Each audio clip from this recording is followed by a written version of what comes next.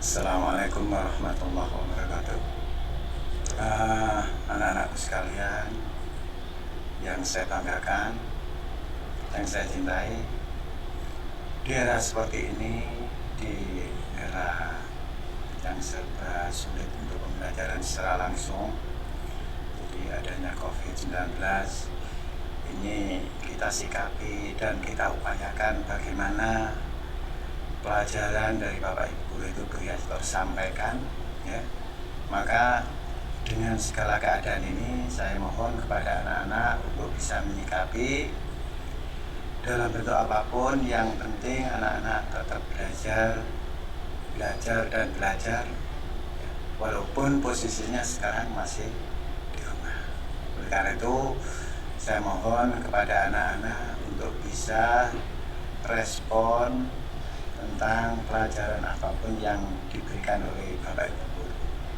Anak-anak sekalian, sebelum saya lebih lanjut menyampaikan materi, saya kenalan dulu. Mungkin anak-anak belum kenal karena barusan ada kenaikan tingkat, kenaikan kelas, sehingga anak-anak belum mengenal siapa gurunya.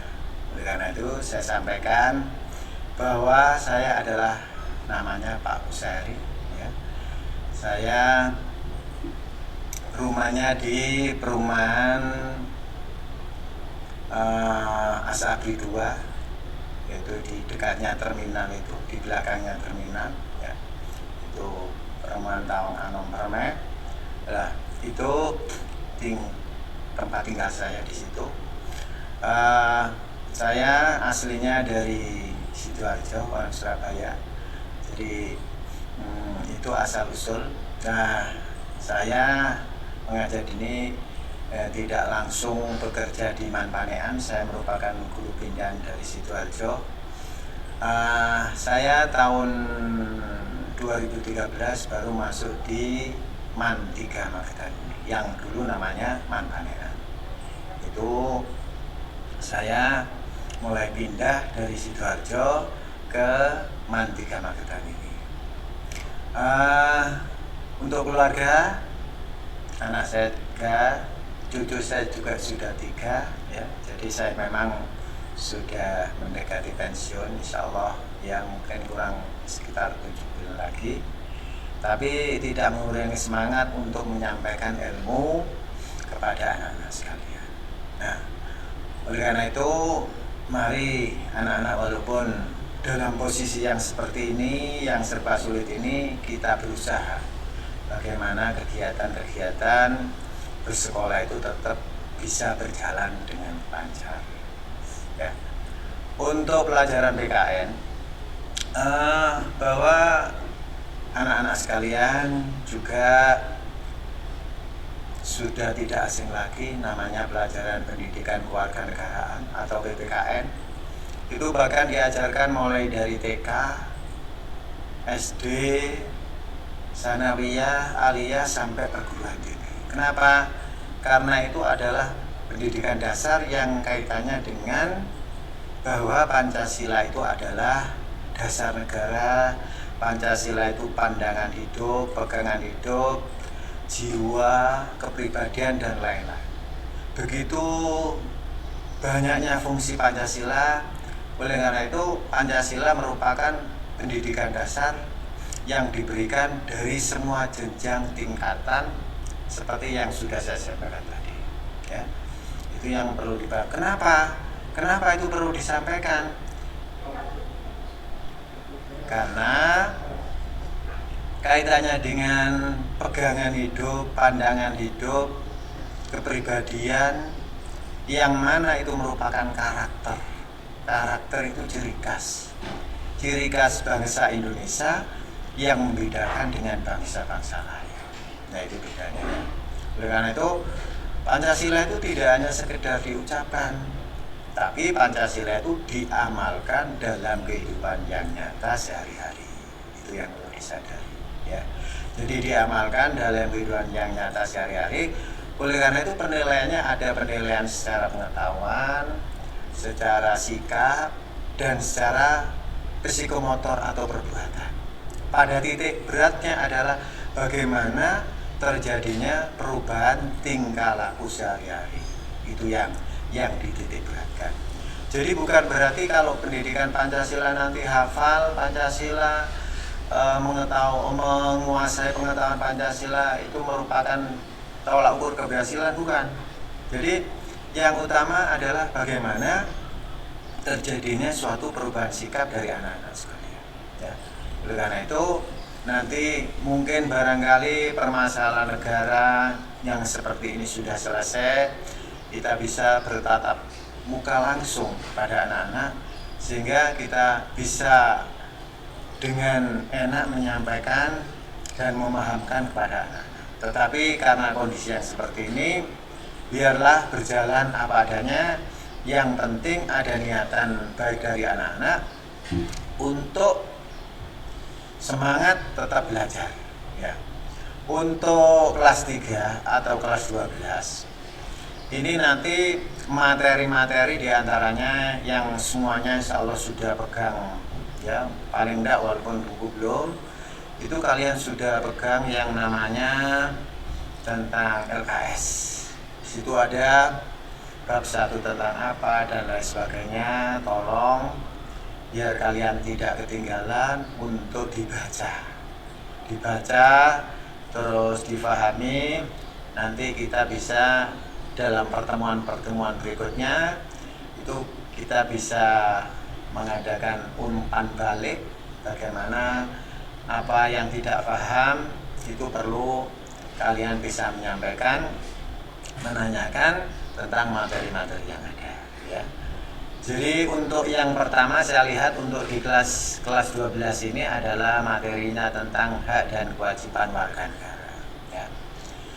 Hak dan kewajiban warga negara itu kalau kita berbicara tentang landasan atau dasar hukumnya itu sudah diatur di dalam Undang-Undang Dasar 45. Di antaranya kita bisa melihat, nanti kalian bisa melihat Undang-Undang Dasar 45 yang buku kecil itu yang insya Allah harganya sekitar mungkin 2.000, ya. Itu tentang hak dan kewajiban warga negara itu diatur mulai pasal 27 sampai dengan pasal 34, ya. Ada yang tentang hak dan kewajiban sebagai warga negara kaitannya dengan bidang ekonomi, dengan bidang sosial, bidang agama, ya, itu sangat luas. Jadi negara kita Indonesia itu hak dan kewajiban sebagai warga negara itu diatur di dalamnya. Jadi apa yang menjadi hak kita, apa yang menjadi kewajiban kita sebagai warga negara. Kembali kepada Pancasila. Pancasila di dalam sila pertama itu adalah ketuhanan yang Maha Esa. Nah, di situ ketuhanan yang Maha Esa yang dimaksud artinya bahwa sebagai warga negara Indonesia itu harus beragama. Jadi tidak boleh ada yang orang tidak beragama untuk ada tempat untuk hidup di Indonesia. Tidak, karena negara sudah berdasar atas ketuhanan yang Maha Esa. Nah, prakteknya sehari-hari ya tentunya kalian anak aliyah itu adalah beragama Islam. Dalam praktek keseharian dalam ketuhanan yang Maha Esa itu misalnya dalam bentuk ibadah, ya. Ibadah itu merupakan perwujudan dari pelaksanaan pengamalan sila pertama Pancasila. Terus yang kedua sila kemanusiaan. Ketuhanan yang Maha Esa di Indonesia, ketuhanan yang Maha Esa di Indonesia, itu kita tidak boleh fanatik, karena negara kita mengaku 5 agama, ya. Jadi 5 agama yang diakui, yang kita harus hidup dalam suatu negara, yang kita harus berdampingan secara damai, karena negara kita itu adalah 5 agama, semuanya diberikan fungsi yang sama untuk menjalankan ibadah sesuai dengan agama dan kepercayaan masing-masing. Jadi di samping kita menjalankan ajaran agama, kita harus punya yang namanya toleransi, saling pengertian. Toleransi itu apa? Toleransi itu mengerti tidak mengganggu ajaran agama orang lain.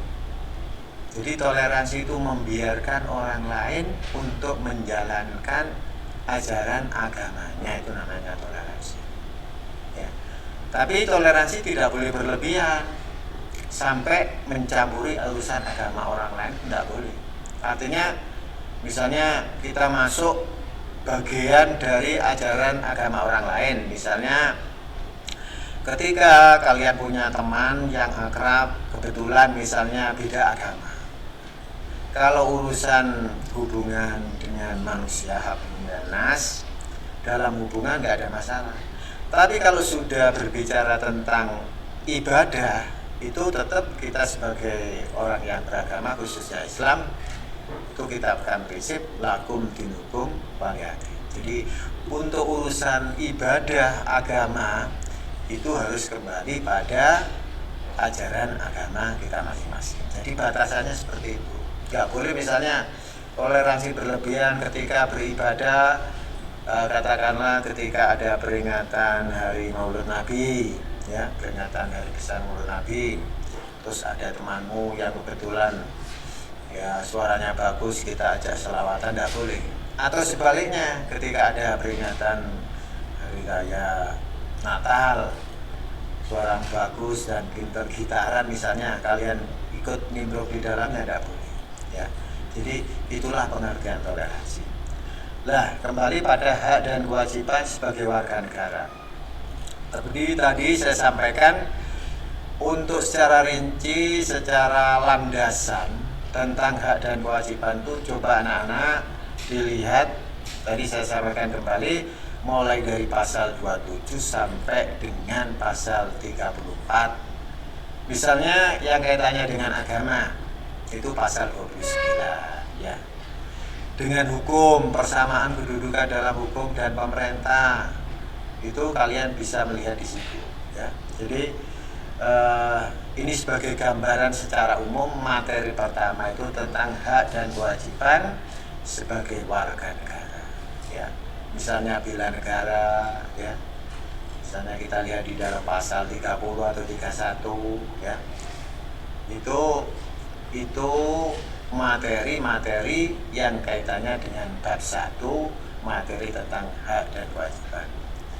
Dan tolong, ini semuanya memang butuh kesadaran, ya, kesadaran dari anak-anak untuk kemauan belajar. Ini yang penting saya tekankan, kemauan, niatan yang kuat. Walaupun kalian sementara di rumah, ini biasanya dengan langsung datang di sekolah itu kadang-kadang ketika kalian tidak bisa menyikapi, membedakan antara jam-jam sekolah dan jam-jam kalian untuk bermain HP misalnya, ya, ini kalian harus cerdas, ya. Artinya cerdas itu harus, walaupun dalam situasi seperti ini sekolah tetap belajar, tetap berjalan dengan sewajarnya, ya. Jadi saya mohon anak-anak tetap semangat, ya, semangat terus untuk belajar. Paling enggak ya pelajaran-pelajaran yang diberikan Bapak Ibu guru walaupun lewat dengan jalur daring ini, tetap kalian bisa menyikapi dan menyadari, ya. Yang penting kalian bisa menyadari dalam pengertian walaupun saya di rumah tetap saya harus belajar, ya.